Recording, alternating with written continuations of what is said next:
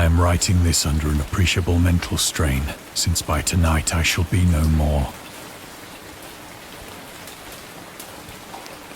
Penniless, and at the end of my supply of the drug which alone makes life endurable, I can bear the torture no longer, and shall cast myself from this garret window into the squalid street below. Do not think from my slavery to morphine that I am a weakling or a degenerate. When you have read these hastily scrawled pages, you may guess, though never fully realize, why it is that I must have forgetfulness or death.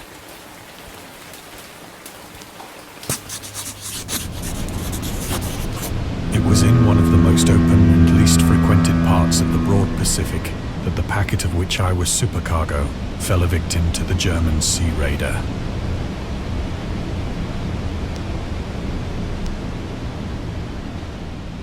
The Great War was then at its very beginning, and the ocean forces of the Hun had not completely sunk to their later degradation.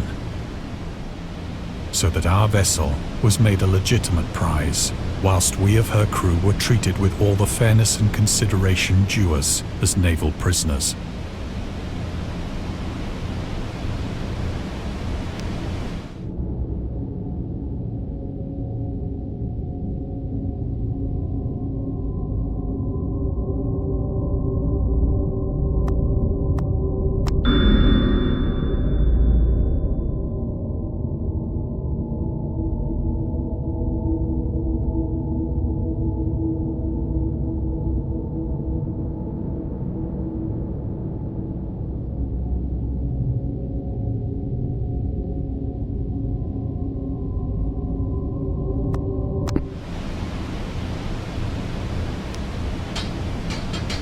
So liberal, indeed, was the discipline of our captors, that 5 days after we were taken, I managed to escape alone in a small boat with water and provisions for a good length of time.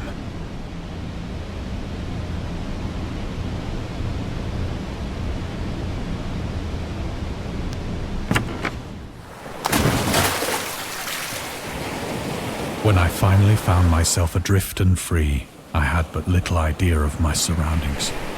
Never a competent navigator, I could only guess vaguely by the sun and stars that I was somewhat south of the equator. Of the longitude, I knew nothing, and no island or coastline was in sight.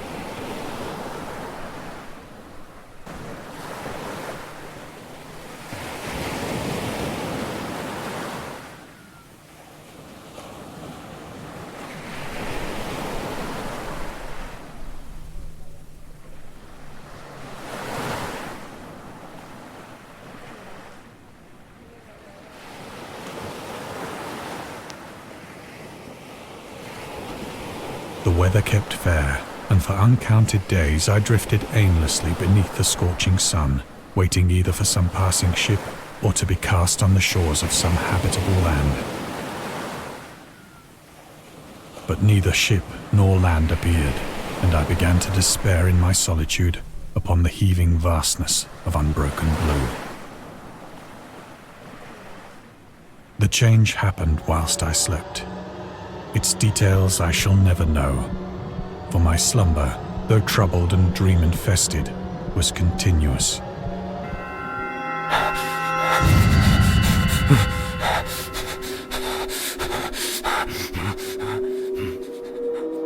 When at last I awoke, it was to discover myself half sucked into a slimy expanse of hellish black mire, which extended about me in monotonous undulations as far as I could see, and in which my boat lay grounded some distance away. Though one might well imagine that my first sensation would be of wonder at so prodigious and unexpected a transformation of scenery, I was in reality more horrified than astonished. For there was in the air and in the rotting soil a sinister quality which chilled me to the very core.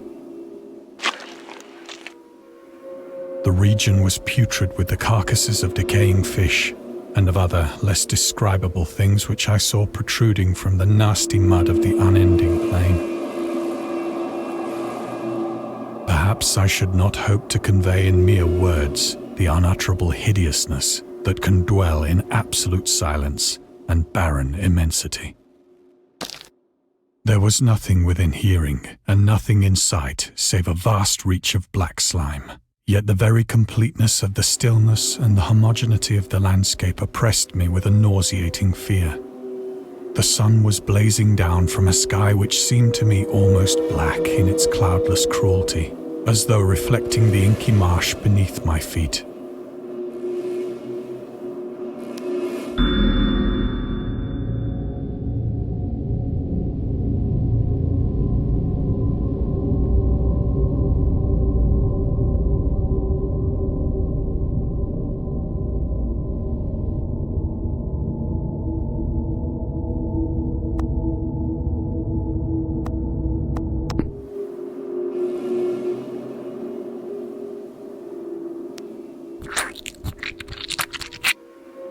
As I crawled into the stranded boat, I realized that only one theory could explain my position. Through some unprecedented volcanic upheaval, a portion of the ocean floor must have been thrown to the surface, exposing regions for which innumerable millions of years had lain hidden under unfathomable watery depths. So great was the extent of the new land which had risen beneath me that I could not detect the faintest noise of the surging ocean, straining my ears as I might. Nor were there any seafowl to prey upon the dead things.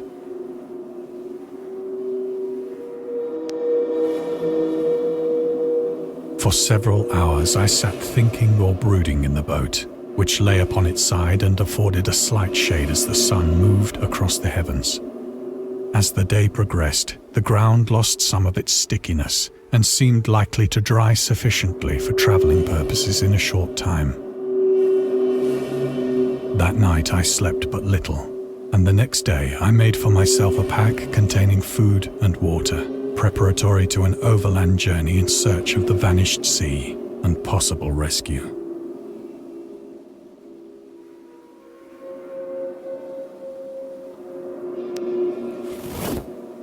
On the third morning, I found the soil dry enough to walk upon with ease.